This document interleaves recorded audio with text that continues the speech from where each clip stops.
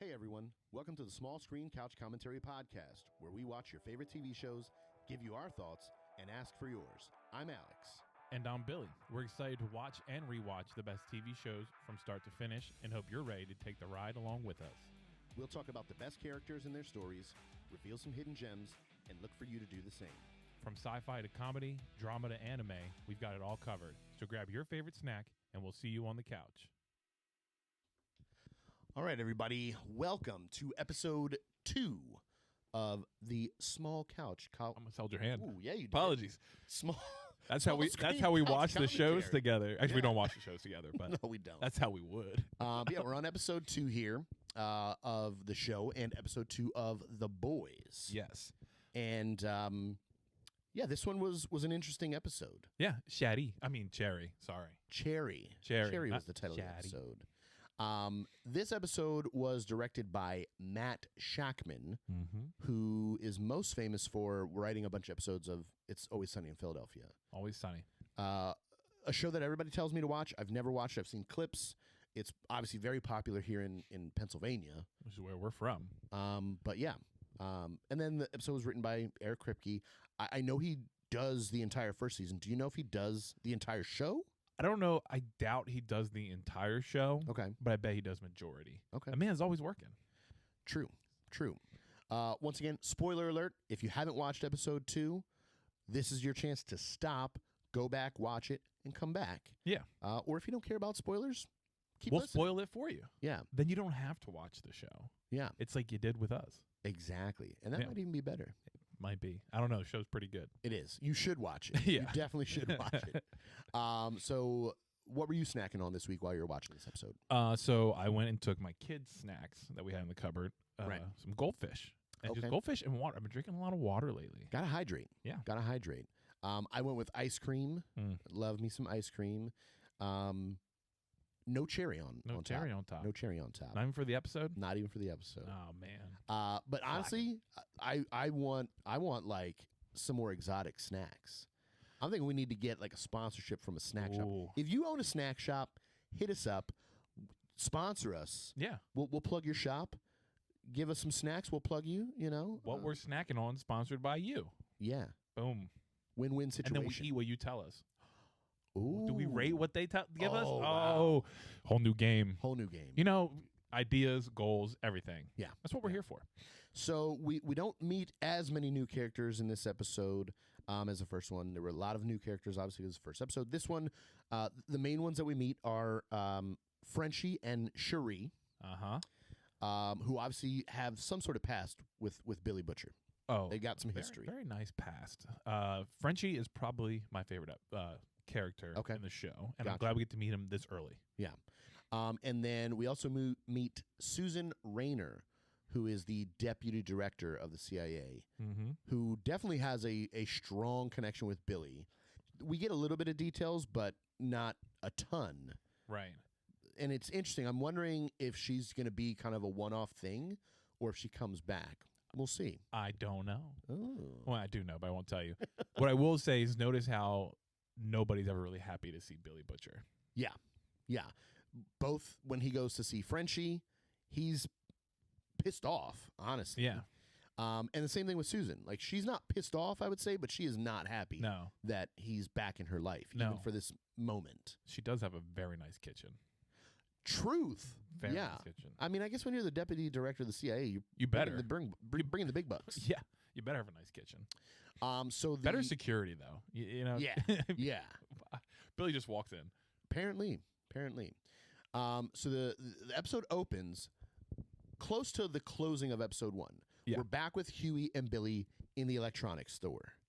And they've killed Translucent. Billy's trying to still convince Huey to get rid of the body. Yep. He's like, we got to get him in the trunk. He was like panicking again. He's like, okay, they get him in the trunk. They start to drive away. They're assumedly trying to go somewhere to get rid of this body. Yeah. Which then, He's invisible. Just put him somewhere. You know what I mean? and you know what? Granted, that's how I would have thought, but it probably would have been a bad idea. But Yeah. I was been like, oh, he's invisible. Just throw him down a freaking sewer. Call it a day. Yeah. But then as they're driving along, they hear noise in the trunk. He's alive. Yeah. Obviously, Translucent is not dead, which initially makes Huey happy. He's like, he's alive. Yeah. We're good. Everything's going to be okay. But then Billy reels him back into reality. It's just like, No, you're not. This guy's seen your face. He's one of the 7 who everybody loves, and he probably just will kill you. Yeah. If he doesn't go back home and say, hey, we got to really like torture this dude. Right. So at that point, they're obviously knowing we've got to come up with a plan here. We're kind of screwed. Our plan was just to get rid of this body. Now we have to figure out what to do since he's still alive. And Billy is like, you know what? I know a guy. Yeah, he does. So they drive off, and the guy that he knows is someone from his past. They go to this warehouse, secret like door, whatever, in a shady area of town, it seems. And Billy knocks on the door, and Cherie answers the door. Shady. And I don't know if she's like, I wouldn't say she's Frenchie's like henchman, because that makes him sound like a villain. But she's, I don't know, his companion? Partner in crime. Yeah. Yeah. PIC. She lets him in, and you see I think aesthetically, one of the coolest parts of the episode, in my opinion. They walk in, and Frenchie's just at this big, long table, like a 6, 7, 8 long foot table. Yeah. And it's just covered with guns and weapons and stuff like that. I thought it looked really cool. It looks his cool. intro. And it kind of gives you a depth into Frenchie. Like, this is his thing. Yeah. Like, I don't know if he's like a gun runner, if he's like a demolitions expert, if he's just a mad genius, this guy. Okay, yeah. I love it. Seems like it. It seems like it. But needless to say, as we already mentioned, Frenchie's not happy to see Billy. No. He No one he is. owes him money, and he doesn't know why he's there without that money. Right. He doesn't want to see him unless he has the money. Right, right. And Billy's like, you know what? Hey, I know you're not happy. I know I owe you some money, but I can get you more money. I can double your money. Double it. So I guess this kind of piques Frenchie's interest. Of course. And so he goes and he brings him to the trunk, and he opens up the trunk, and Translucent is there. He starts cussing him out. Frenchie is even more mad now. He's like, why did you bring Translucent here? So they shock Translucent, they knock him back out, Yeah. and Frenchie's like, I'm not in. He doesn't want to be a part of it. Yeah, he tells him, he's like, we're all about to be dead. They've got trackers. Yeah. They're going to find this guy immediately. Yeah. Well, Billy, his manipulative way, is like, well, you're in anyway. He saw your face. Right. Which is the same thing that he told Huey. Yep. He said, we can't just not do what we're going to do here because he's alive. He's seen our faces. He's going to kill us. Lays the same line on Frenchie. He's seen your face now. You're in this whether you want to be or not. Yeah. So they start to formulate a plan. They drive to another location then, which is like an abandoned restaurant. Yeah, it looks like it could have been a nice restaurant. At one It point. does, right? Did it have like a big fish tank in the middle, like an empty one? I can't remember. I can't recall. It had a nice middle area though, like like a big like wall or something. Yeah. It was a very nice looking restaurant. But Weird clearly detail. It's been abandoned for a long time. Long time. But they put Translucent in a cage, a metal cage, hooked up to a bunch of car batteries inside of a walk-in freezer. Yeah. I don't know if it's a fridge or a freezer. Doesn't really matter. Fridge or freezer, a freezer. And they put it in there because, like you mentioned, he has a tracker on him. Right. So probably because that wall is a little bit thicker, and then they actually put other things on the ceiling and the walls, I believe, to help weaken the tracking. Yeah, they start lining it with like the foil, I don't even know if it's foil, but it's like, if you remember when you were a kid, though, they used to have those space blankets at the book fair store. Yeah, which I never got. At an elementary store or elementary school. Yeah, and it's supposed to reflect the sun better to warm you up if you're in a dire situation or whatever. But I guess it blocks out radio signals as well. Probably. So they do that. I love the fact that you just see this like makeshift cage with all these car batteries hooked up to it too. Like, I think the camera even does like an angle of you see all these car batteries up to the cage, and it's like a bunch of them. Yeah. Like, it'd probably kill us if we touched that cage. Oh, for sure. For sure. And Translucent even touches it, and it like shocks the crap out of him. That doesn't even knock him out, which was a little weird to me because everything else was knocking him out. Right, yeah, like the electric from the wall in the first episode knocks him unconscious. Yeah. They think it kills him. When they look at him in the trunk, they hit him with like a cattle prod, I think it was. Yeah. And that knocks him out. The like series of batteries though, just on the cage, doesn't knock him Right. I wonder if it's how long it happened. Like, because the The TV wire, at least, was like he held it onto his butt cheek for a while. And the cattle prod, they probably held it on just, the wall, too. Just stick it there. So, yeah, they have him in this weird cage setup thing. They go exit the walk-in fridge, and immediately Frenchie and Billy are plotting ways to kill Translucent. Nonchalant. Yeah, it's just another day at the office for them. Yeah. And Huey's like, we're going to kill him? And they're like, well, what else are we going to do? Yeah. You know? Like, we don't really have many options here. You don't have a choice now in the situation. And they're just, like I said, I love how they're nonchalant, and they must have been here before. They're not afraid of Soups that much. Like, they know they're powerful and strong, but they're not afraid of them. Which is kind of awesome, because if I'm a regular dude, even if I'm not a regular dude, even if I'm a dude that's like, I'm fit, I'm athletic, I've got some sort of combat training, I'm not going against superheroes. No, a guy who has skin, a guy you can't see. Right. And his skin is so tough you can't puncture it in any fashion. Right. Pretty crazy. Yeah. But yeah, so Billy and Frenchie, they want to still kill Translucent. Huey, not so much. We go back then after this, and we get a little bit more of Madeline, who is, you know, the face of Vought. Yeah. And it cuts to her. She's in a situation where she's trying to get some food for her newborn baby, which, don't get me wrong, no discrimination at all, but she seems a little bit on the older side. Yeah. Like maybe at the earliest, like late 30s, early 40s. Yeah. Maybe even older. Beautiful woman. Beautiful woman. Yeah, we're not saying anything wrong with that. But she has a newborn, so I'm thinking, like, that's probably a high-risk pregnancy. Yeah. That she just had. And well, you can tell I think you even see it here. She's kind of having a little bit of trouble, and she mentions it on the phone. Like, she's going to get she's pumping to try and get milk for her baby. Yeah, and I think this is talked about in the show later on. How is it? Okay. Yeah, I think she always wanted a kid, and how she's a little bit older. Okay. Right.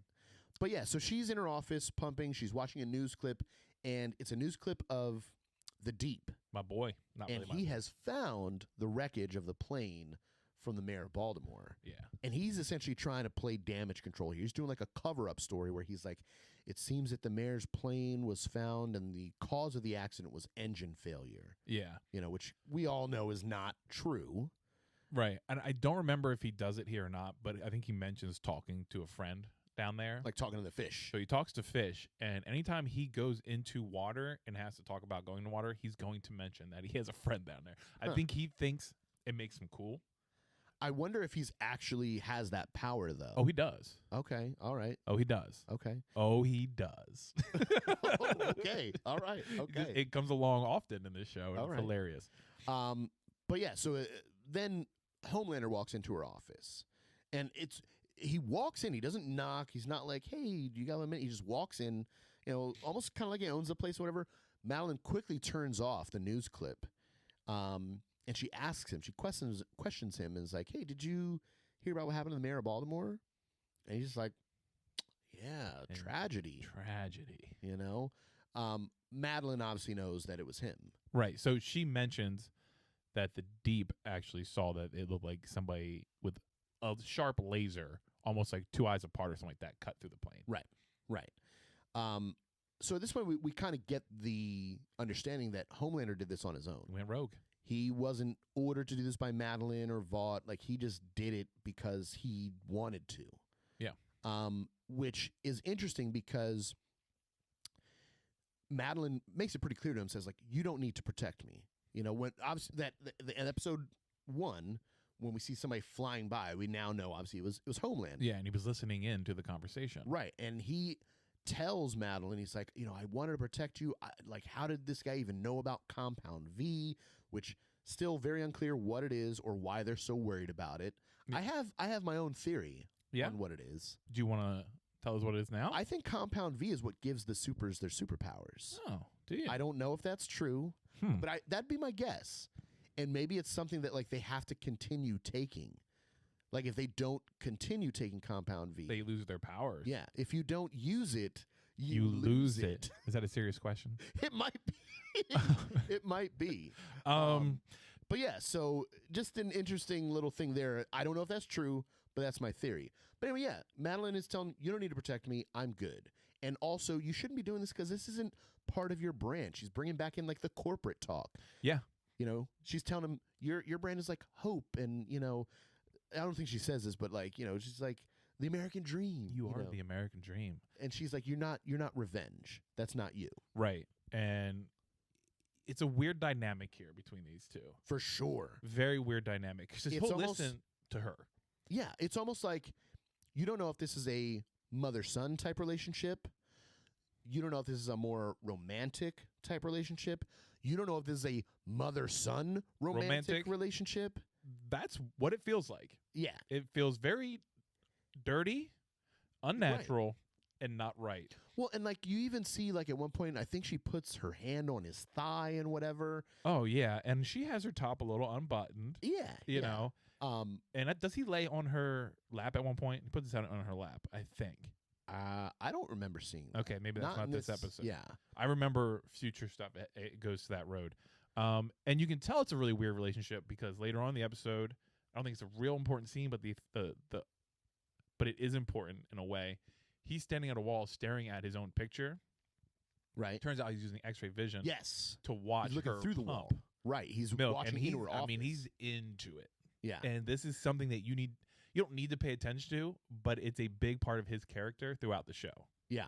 So yeah, it's just strange the type of relationship that they have. He's obviously very protective of her. And so there's something else, you know, there's more to them than what we see on the surface. Yeah. But yeah, so from here then we go back to the abandoned restaurant. My homie, Frenchie. With Frenchie, Huey, Billy, and Translucent. And from here then you kind of see Frenchie for what he is. He's doing Something. Yeah, he drops acid. He puts it right on his tongue, dude. It's like an acid tablet. And then he starts doing like some chemistry and stuff. He's got Bunsen burners. He's got some beakers. He's wearing like some goggles, I think. Dude, man. I love it. He's boiling some stuff up. He's making something. Yeah. We don't know what it is right up until the end. When he finishes whatever he's making, you see it's a bullet. Yeah. It's the point of the bullet. Right. I think he attaches it to the bullet, but it's the point. And I don't know what the proper term is. I'm not a gun guy. Me neither, dude. Me neither. Yeah. Oh well, but Frenchie is. Frenchie's a gun guy. So apparently it's the same material as his skin, right? And they're trying to see if they can pierce it with the same material. Yeah. Prior to this, you had seen at one point Billy had brought in a 50 cal sniper, which a big boy. If you've ever played Call of Duty, you know what the 50 cal is. It's a big one. Yeah. And so he makes a bullet to put into this 50 cal. They immediately load it up and they start walking into the walk-in freezer. And he like tell him no. He's like, no, like don't do this. And they try to shoot Translucent, does not work. No, I think you hear it ricochet and bounce around. Yeah, it bounces all around the inside of there. They're like trying to dodge it, and I'm like thinking to myself, if that bullet is going anywhere towards you, you're not dodging a bullet. No, and unless you're A-Train. Well, unless you're A-Train, that's true. Good point. And I believe a 50 cal, even if that flies by near you when it's shot out of the gun, it hurts you. I'm sure it could. Yeah, I'm sure it could. But it doesn't do anything. No, yeah. Translucent even starts laughing at him. Yeah, I think he even says he's a dickhead. And it's hilarious. Well, he's like, ha, ha, ha, ha, ha, I'm invincible. And I'm like, oh wow. And I'm wondering then, like, is he invincible? You know, is he? He's invincible and invisible. Ooh, two good traits to have. Yeah. But then the interesting thing is here, they as that scene is like kind of ending, you can see one of the spots where the bullet ricocheted kind of tears up the lining that was blocking the tracking signal. Yeah. So that's obviously going to create a problem for them. Yeah. Down the road. Why would you not pay attention after the bullet flies around the room? Well, and so I don't know if it's right after that, but Madeline was working with her security at Vought, and they informed her, they're like, oh, hey, we got a translucent signal. Yeah. Yeah. He's somewhere in New Jersey, which, you know, the show is set in New York. New Jersey's right across the bridge. Yeah. So he's not far. And you kind of find out here, he's like, oh, he's another one of his bingers. Yeah. So at one point then, the next part we want to talk about, I want to preface this. There's a portion earlier in the show where Starlight meets up with who I was calling in the first episode, PR Lady. PR Lady. So it's PR Lady and like some other tech type guy. Yeah. And they're telling him, you got to do a team up for your first crime, Mhm. your like debut into crime. And she's like, I kind of like doing stuff on my own, whatever. And they're like, oh, we'll team up, play better with audiences. Yeah. So we cut then to the team up scene. Which it has to be with, of course, the one and only. The Deep. Yeah. Yeah. Starlight's not happy to be there. She's pretty silent. The Deep is just talking to her like it's any other day. Yeah. Not like nothing ever happened. No awkwardness or anything like that. But she's not responding to him at all. Yeah. Which then kind of upsets him. He's like, are you still mad about that thing? It's like, dude. Yeah. Wouldn't I think anybody would be. What a jerk. Yeah. He's making it seem insignificant as far as what happened between them. But she stands up to him this time. Oh, yeah. She doesn't take any of his crap, and he tries to stand back up to her, like puff his chest up, and he's like, you got to play nice here. And she's like, nah. You know what? Because I found out you're not really number 2. Yeah, you're a little bitch. Yeah, you're nobody, essentially. And if you step out of line, I'm going to put you back in your place. Yeah, I think she even does her little eye thing again, and things start flickering. Yeah. Which you don't really fully see her power in the show too much, but you can tell it scares the shit out of people. Right. So he realizes, okay, I'm going to pipe down a little bit. He's like, tells her like, all right, you know what? You go in the front. I'm going to go in the back. And then he does like a crazy acrobatic dive into the water. Yeah. Which before this happens, when he's just talking around, like just saying stuff, he's always like, oh, it's always got to be near water. I'm just the water guy. Right. But then you are the water guy. But it's so funny to hear this, like, he sounds like an actor. Right. Exactly. And an unhappy actor at that. Yeah. So then we see that inside this warehouse that they've been staking out, it's some guys that are transporting drugs. Looks like Molly or, ecstasy or something, but they're transporting them in, I think it's Homelander dolls. Yeah. Right? Like little stuffed animals, or not stuffed animals, but stuffed figurines of Homelander. And Starlight comes in, beats up a few dudes. The dudes that are remaining, they try to go out the back. When they open the door, the Deep's there. He stops them. And, mission accomplished. We stopped a drug deal. But then out of nowhere, like a camera crew pops up. Comes flying in. PR lady's running in. Right. She's like, oh, Starlight, say this line or whatever. And she's like confused. She's like, what is happening here? And she's not saying anything. She's kind of shocked. Yeah. And PR lady starts getting mad at her. Mm-hmm. And she's like, hey, like, you need to say this line. It's going to work well, whatever. And the Deep, he obviously knew that this was happening. Yeah. He's got like a towel and like he's wiping himself down. He's like, oh man, did you get that shot of me diving into the water? Fucking cherry. And I don't know if that's a catchphrase for him or not, but it's like, nah, man, it's just a cool saying. It's weird that they're doing this. They're making a production out of them stopping crime, which it's weird to me. Obviously, it's not weird to the people doing it. But. Right, because it's so common for them. When I first watched this show the first time around, I thought, are they paid actors? Like, is this not a real crime? Oh. And then now I'm watching, I'm like, I don't think that's the case, but I think you made a good point. It's Homelander dolls. The crime they probably look for is stuff that's going to hurt their brand. Right. Stuff that's going to hurt their brand. Obviously, these dolls probably were stolen. So it's money law, stuff like that. Didn't even pick up on So that. it's a double whammy. It hurts they're stopping something that hurts their brand, and they're getting this cool footage that looks like a movie almost. Right. But again, maybe it's acting, but I don't think they ever answer that. So I'm assuming it's a real crime. I assumed it was a real crime. Yeah. I didn't think it was a paid actor thing. I think because like when Starlight is talking with PR lady and tech guy, they tell her that they track crime and criminals, better than the police. Right. I think they even say that line, that they do it better than the police do. So I don't think it was paid actors. I think it was a crime, but that they just kind of. But they probably set the criminals up. Right. You know what I mean? They know. For sure. Yeah. They allowed them to get to a certain point so that they could stop them at the right moment. Yep. The right moment for them, that is. It is weird when the first time watching it, when I saw the cameras flying, I was like, what the heck's going on here? Like, it's so weird. So then the next scene that we cut to, Madeline is at Vought headquarters. She is throwing this big event. It's a very like black tie type thing, cocktail waiters and waitresses going around, hors d'oeuvres going around, and high class whiskey. Yeah. You see a bunch of like hoity-toity type people. Hoity-toity. And they're talking with the different soups. I'm pretty sure we see Queen Maeve there. We see Homelander there. I think.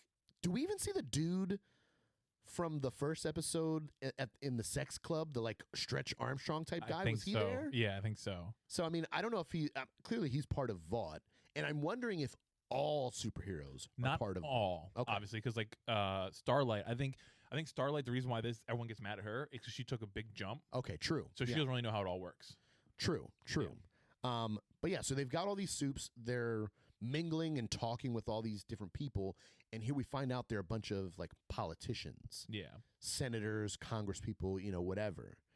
And Madeline then goes to one specific guy who's up at the bar, and I think he orders like it's house whiskey or whiskey neat or whatever. yeah. And she's like, "Oh, you should order, This expensive whiskey. Yeah, and he's like, "Oh no, I don't need that." Whiskey's whiskey. Right.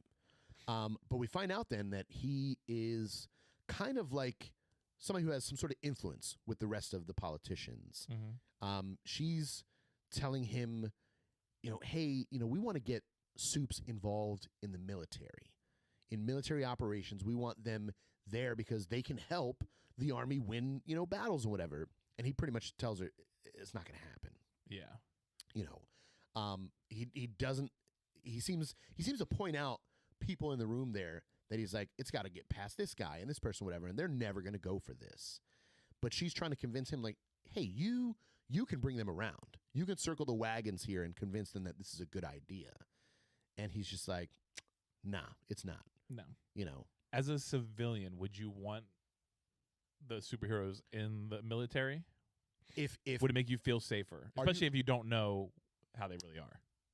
If I'm just a regular person and I live in America, heck yeah, I want them part of the army because then they're gonna like go in and finish conflicts before they start. Right. But then I'm wondering, do other countries have superheroes? If other countries have superheroes, I definitely want do. the Soups Yeah. in because you got to fight fire with fire at that point. Yeah. Well, I'll wait. Okay, There's all right. what you just talked about is an important part of one of the episodes. So yeah, I mean, I would say it's a good idea. But obviously, I'm also wondering here, Madeline has some ulterior motives. Well, the military wants- would pay, the government would pay for it. Sure, but then I'm thinking, is there something else aside from the money? It's all money, baby. There might be something else, but I mean, you've got to think look how she was pawning off one for $250 million. True. Imagine the American government and how much they pay for their stuff in the military. Billions. Yeah. Billions. Well, I mean, everybody knows. You don't need a bomber. What is it? An F-50 whatever bomber. When you got Homelander flying over there and just stopping everything. True. Well, and everybody knows too. The American military spends more money on the military budget than I think The it's like top the three next combined. I think it's like the next 10 countries combined. Yeah. So I mean, Something that's crazy. They'll spend a lot of money on something that can stop everything. Yeah. Needless to say, Madeline is not happy with the fact that I don't know if he's a senator. I think he's a senator. He's one of the senator probably like she's not happy that he's not going for it. Yeah. So a little bit later, we cut to a scene where the senator has the company of a beautiful young lady. Yeah, nice little companion there with him. Yeah. He's in some high-end hotel. Yeah. He is about to get freaking naughty. Yeah, real freaking naughty. Real freaking naughty. He's like tied up to a bed already. Yeah. This chick that he's with is naked on top of him, and she's like, they haven't quite started the deed, but they're about to. Yeah. Yeah. And so I think she takes like his tie. By the way, not this makes a difference necessarily, but I'm pretty sure this guy's Republican because he had like a red tie. I don't know.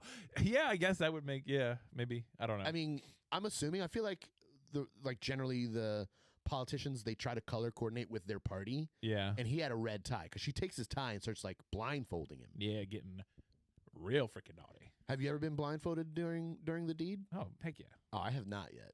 I've been blindfolded. The other person been blindfolded. All that stuff. You got to go have some fun out there. I guess I'm a prude. I don't know. You got to go have some fun, dude. We only live once. True. YOLO. Yeah. So he's blindfolded. Yeah. Can't see what's happening. We slowly then start to see the chick that is on top of him, not a chick. Yeah. Shapeshifts into a big fella. Yeah. a big guy. And not with muscles. Yeah. And so like this is clearly another soup that is got like some sort of morphing. Is it Mystique? Is that the X-Men? Yeah. Yeah. Yeah. So it's like Mystique can morph into different people. Right. And his actual body is a big, very beer-bellied. Is that his original body, though? Or is that just who he prefers to be in this moment for that situation? No, because he's in the show for a while. Okay. So that is his actual body is like that. More than a dad bod. Yeah. Hairy, dad bod plus. Hairy, bald, just not. Imagine being that actor. Hey, we really need a nasty, chubby guy. You know what? Paid, though. I would accept that role. Yeah, paid. So yeah, he's riding the senator as his true self, whips out a smartphone and starts taking pictures and videos, and but stuff, using the girl voice, right? And it's also weird because he's still feeling sexy himself as he's doing it. Like he's just like, you know, he's doing like some poses and whatever. Yeah, the man's got some moves. Good job, buddy. Right. So yeah, it's kind of you see then. Okay, Madeline was probably behind this. And you cut later into the show then where Madeline has a second meeting with the senator. Yeah. She's chilling on the couch with him, or not on the couch. She's chilling in her office. He's on like a couch. She's across the room from another couch. And she basically tells him like, oh, hey, like, what were you up to last night? And he like makes something up and whatever. He's like, oh, I was, just hanging out, whatever. He's like, that's not what I heard. And I think she like starts showing him the pictures and the videos and whatever. Yeah. And he's like, oh, those are fake. Those that's not real. That's, somebody made those up. Yeah. And she goes, I can assure you they're not. Yeah. And he's like, so he didn't know. No. He's like sitting there, well, how would she know? Oh, can we rewind real quick? I forgot. Yes. So when he turns into the guy, the shapeshifter, yeah, the senator does say, this feels a little bit different. So, meaning he wasn't in a hole that he thought he was in. Well, and I'm wondering then, too, did he transform just the upper half of his body? Or was it his whole body? Because if you're someone's on top of you like that, someone that big, you're going to feel that weight difference. That's true. That's true. I didn't think about that. I don't know. But yeah, so Madeline starts showing him the pictures and stuff, the incriminating evidence. And he's like, oh, well, you know what? It's no big deal, whatever. And then we see then that the shapeshifter is Madeline there in that scene. Yeah.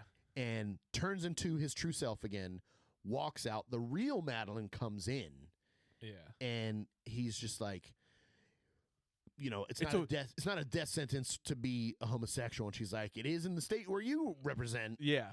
So it's like, he's like, damn, she's right. Because you're not getting voted back in. I think, was it Texas? I can't remember, but whatever like super conservative state he's in, yeah, you're not getting voted back in after these. I feel like it was like Idaho or something like that. Maybe. I can't remember. You think Idaho's senator would have a lot of pull? Maybe if you're, you speak right. I don't know. Are they like a swing state? With electoral college? I don't even know. Yo, this is a TV show podcast. I will mention that every time if you try to ask me some intellectual questions. But yeah, so it kind of seems like, she's obviously getting away with her blackmail. Mm-hmm. They don't really go into too in depth of like what is happening. But it's definitely about the military thing. Yeah, but they're clearly going to make some sort of deal. Yeah. But yeah, so Madeline says, we'll see what's going to happen. We cut back then, since Vought's security had pinged Translucent, they kind of know where the general vicinity where he's at. And the security team for Vought has been out looking for him. At one point, we even see Frenchie is looking out at night through the windows, and he sees security trucks and people on foot patrolling the area. Yeah. But they've been looking for him for, at least like a day and a half here at least. Really knocking on every door I think she asked for them to do, all that stuff. Right.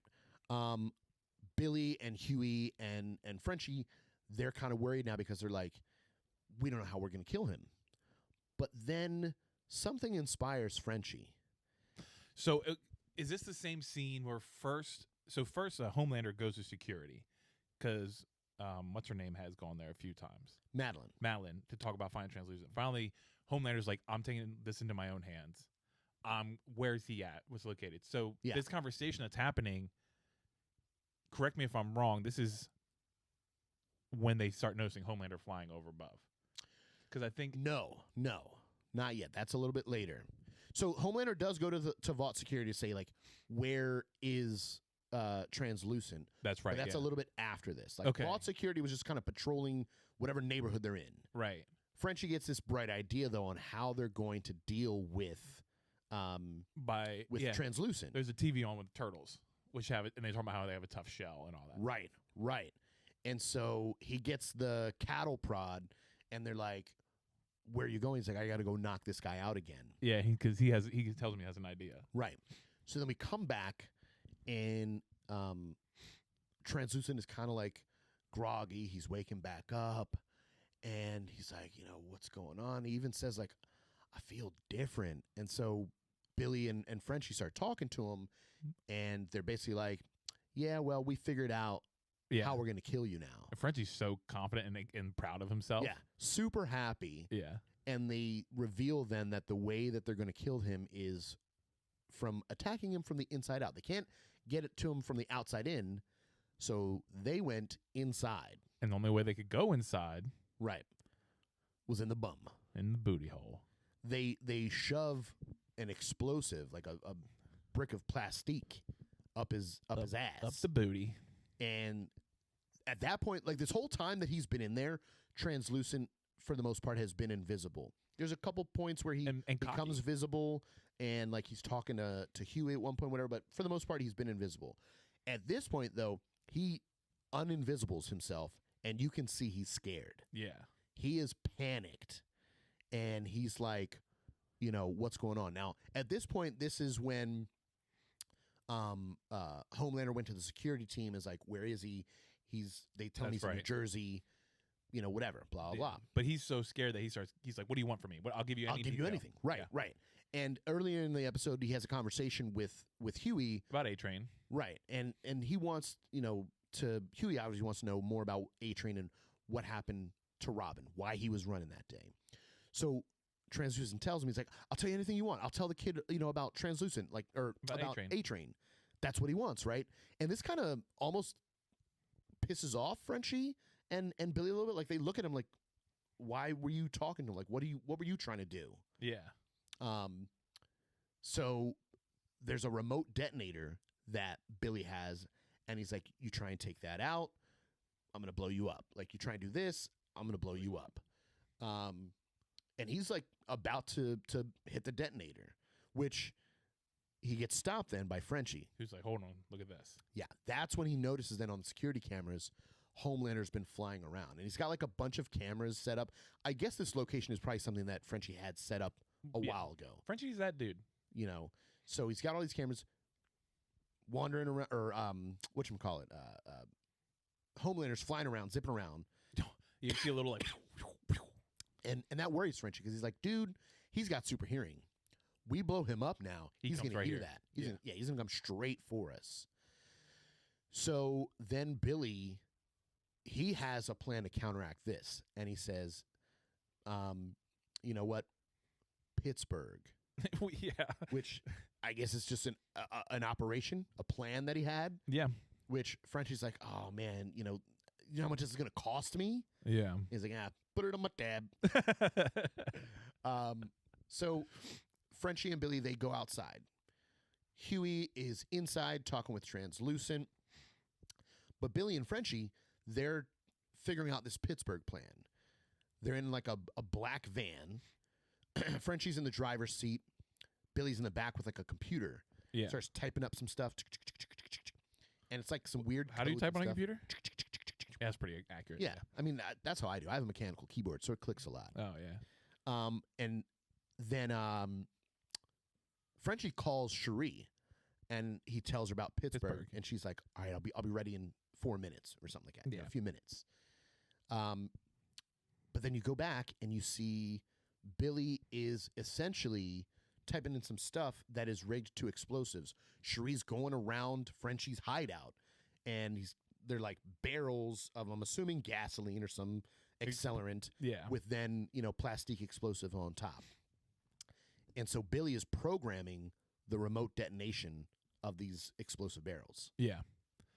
And this is one of my favorite scenes because it actually feels pretty intense for a while. For sure. Yeah. For sure. So they cut back and forth between Billy and Frenchie preparing Pittsburgh and Huey inside talking to Translucent. Now, here's where it gets crazy. So earlier in the show, Translucent was talking to Huey, and Huey was being nice to him. yeah, Brought him a glass of water. yeah, because Huey just wants to find out about A-Train. That's where this all comes from. Big And mistake. yeah, Shouldn't have given him the water. I always feel like in every TV show or movie, when there's a hostage situation, that when the person that's holding the other person hostage tries to be nice to them, that's their downfall. right. It is. I also want to mention when he was talking, they kind of have a decent conversation. Like Translucent's like, I know this isn't you. You don't want. Yeah, this to you're be not this. like these guys. Yeah, you don't want to do this, and I know you can't. And he even tells him, if you let me out, I'll say you help me out. Right. Right. So that comes back to play. You'll be the hero that saved Translucent. Right. So he gives him the water, all that kind of stuff, and like you said, what happens? So at this point, then, Translucent takes the cup, which they conveniently left right outside his cage. Yeah. He carefully reaches out so he doesn't touch the metal parts, Yeah. grabs the cup, brings it in, starts to piss in the cup. Smart play here. Yeah, for sure. Because Huey's just out in the restaurant somewhere. Frenchie and Billy are out in the truck, so he's kind of not monitored at this point. Yeah. But he takes the piss cup then and throws it on the batteries with like short circuits them. Yeah. And the cage flies open then. Yeah. Now, Frenchie is back out in the van and he gets a little visitor. Not a little visitor. A big visitor. Big visitor. It's Homelander. Oh, bro, when that happened, I thought it was over. first time watching the show, even this time watching the show, I felt very intense. Like I was like, oh my gosh, this is like nuts. Yeah. So he taps on the window and he's like, how's it going? And he's like, oh, beautiful day. And Frenchie's like kind of like fangirling a little bit. He's He's like, oh my god, you're Homelander. it's Homelander. Oh my gosh, yeah. Yeah. And he's asking him, he's like, what are you doing here? And Frenchie tells him, oh, this is my restaurant. I think he tells him, I'm like, gonna turn it into something. Have you ever had it before? Yeah, like a certain cuisine type. Yeah. So they're chilling. Frenchie's so smooth. He was very Frenchie. smooth. If that were me, my heart would have been beating out my chest. Yeah, And and you know what? I bet you Homelander would be able to hear that. True. Yeah. True. So he's just talking to him, or whatever, and he asks him. He's like, "What's in the back of the van?" And he asks him, "Do you got a warrant?" So he can't search it, which leads me to believe that the Supes have some rules they have to follow. For sure. They're maybe they can't break certain laws or like do it like obviously in public or whatever. Yeah. They're bound by some rules. Right, but it's Homelander.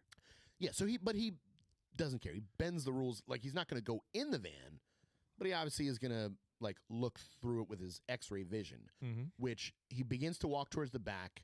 But we cut back inside to Huey and Translucent. He has walked out the freezer now and is talking to Huey. And Huey has the remote detonator in his hand. And Translucent is like telling him, like, let me go. You'll be the hero in this situation. I will make sure that you're good. Yeah, he's like, you won't get in trouble for this, blah, blah, blah, which is kind of where Huey would like, I think the Huey from first episode would enjoy this moment. Like, okay, now I can go back to normal life. Right, And exactly. keep his hands clean.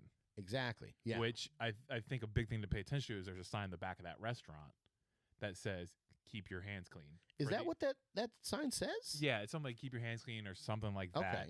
Okay. I did notice him focusing on that poster, that sign. So we'll talk about that at the end of the episode, but it's for employees in the kitchen. Right. Like, there's a big sink there, and keep your hands clean. So then we go back out. Homelander has now searched the van, and I'm thinking he's got Billy gonna Butcher. find Billy. Yeah, he's gonna like rip him out of there, crush him. Looks through, but then we see Billy somehow smoothly got out of there. because he's Billy He's Butcher. like in the alleyway behind them, like hiding behind some trash the cans or dumpster something. and something. Yeah, He's got the Computer. laptop, and hits the detonator. Cherie, they show her like running out of the building. He hits the detonator. Whole building goes up in flames. Huge explosion, which gets the attention of Homelander, who immediately bolts. yeah. He's out of there. He's like, I gotta go. Yeah, because I'm assuming he thinks, okay, well maybe this is something with Let's do Translucent. translucent. Yeah, Gets out of there, and you almost see like a sigh of relief with Frenchie and Billy. yeah. But then this is where it gets a little crazy because we go back inside. Huey has decided to let go of Translucent. Yeah. he's like, okay, you can go. Translucent like kind of pats him on the back, starts walking out, and then all of a sudden he was just like, He looks over at the sign. nah. And he takes the safety off the remote.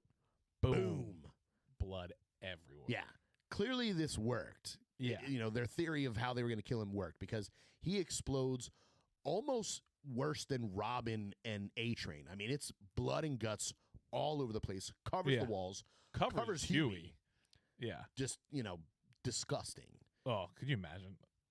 Well, yeah. I mean, my whole thing is too, and I don't know a whole lot about explosives, but if you have enough in there to blow somebody up, I feel like that might hurt you too. It might. Yeah, the impact of all the stuff hitting you. Right. The shrapnel Yeah. of body parts. Ugh, nasty. But yeah, so Huey, he's covered in blood, looks over at the sign, end of the episode. And it plays Cherry Bomb. Yes. Yeah, which is also, like I said, I don't know, but I think you're going to like the music in every episode. So the way it fits. Again, I think, that was another cool touch there. But yeah, just awesome episode.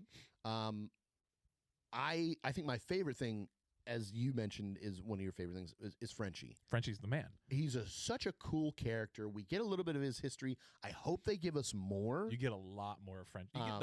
They do. I think the reason why people like this show is the depth of the characters. Yeah. So you'll get a lot more of Frenchie and other people as well. Yeah, he was definitely the thing, for me anyway, that carried the episode.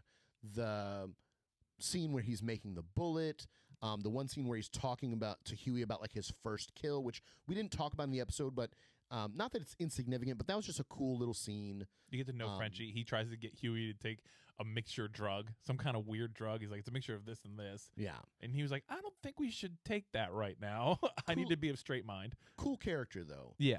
He was definitely my favorite thing. I think my least favorite thing, which I don't even want to say it's least favorite because I understand why they had to do it. This obviously was it was paced a little bit differently than the first episode.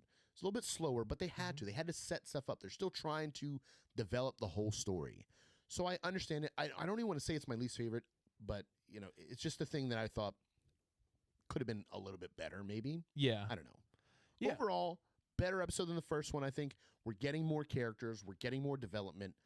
I think it's pretty cool. I'm hooked. Yeah, good. Because I think Frenchie will get anybody hooked. Frenchie's that dude. Yeah, I'm wanting to see more of whoever the rest of the boys are. I'm assuming there's more. Crew members, Maybe. whatever. Maybe not. But yeah, so those were my favorite and least favorite thing. What was your favorite and least favorite? I mean, my favorite is Frenchie, right? I don't know, man. Least favorite is really tough for this one because I really enjoyed this episode. I think I'll have to go with you. The pace of it was a little bit slower, but we needed that. We needed to get more in depth of what's going on in this world and everything. Agreed. I think, my least favorite probably would be you shot a bullet and you didn't pay attention to the fact that it bounced around and ripped a hole in your blockage it was tracking. Yeah. So it's a little bit missed there. But other than that, I mean, the episode's amazing. I think the show, that's why it's so good. Like I said, it's just weird things and action things. And how did they top themselves? And they top themselves every episode. Like I said, the weird breast milk stuff from Homelander, it gets weirder. So just imagine how they keep topping themselves. Action, for the most part, just is pretty action-packed. Okay. So just I enjoy it. Yeah.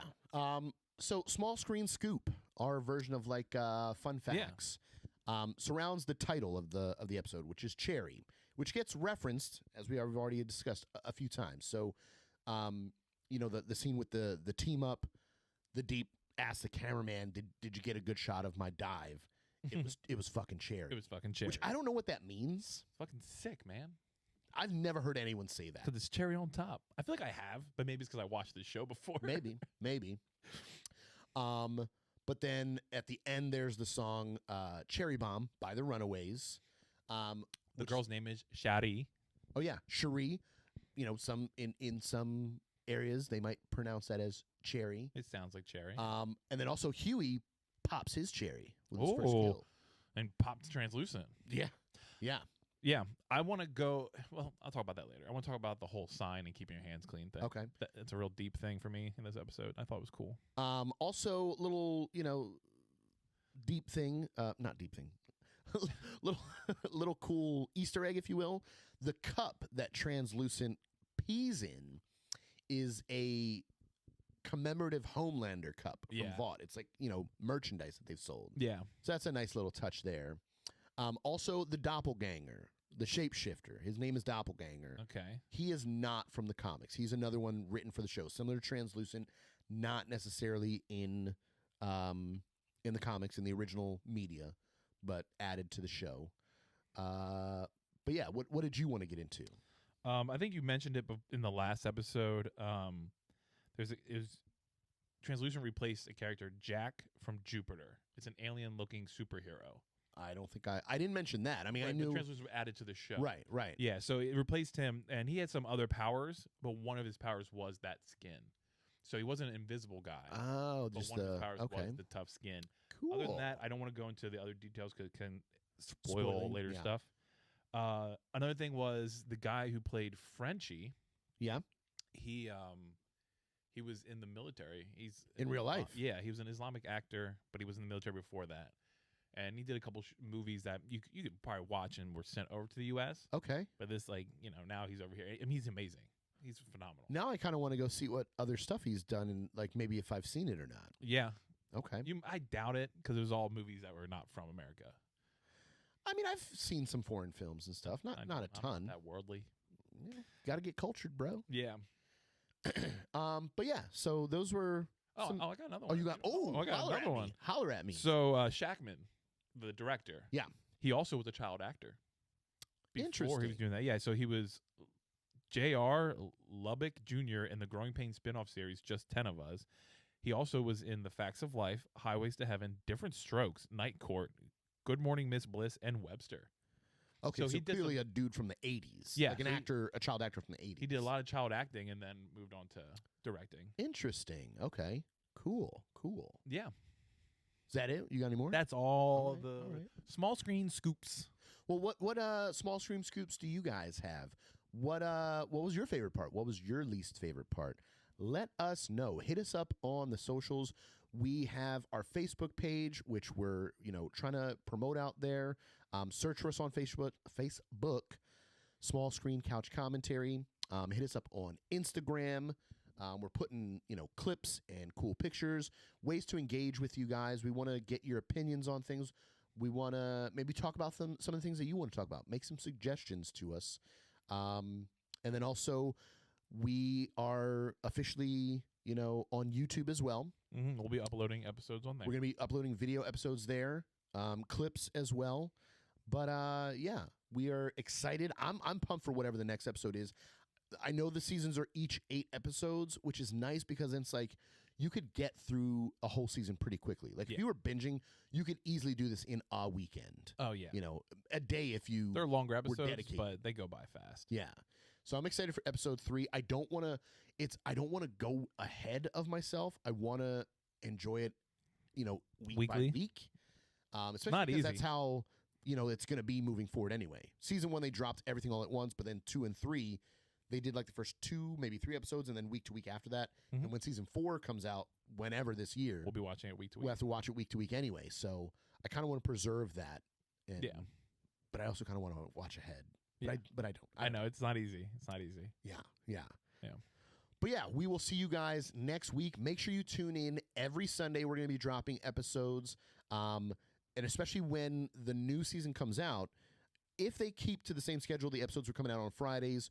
So we're going to be watching it that weekend, recording it, and releasing the episodes as they happen. We want to really try to do the weekend that episode 1 comes out. We want to upload an episode that Sunday. Yeah.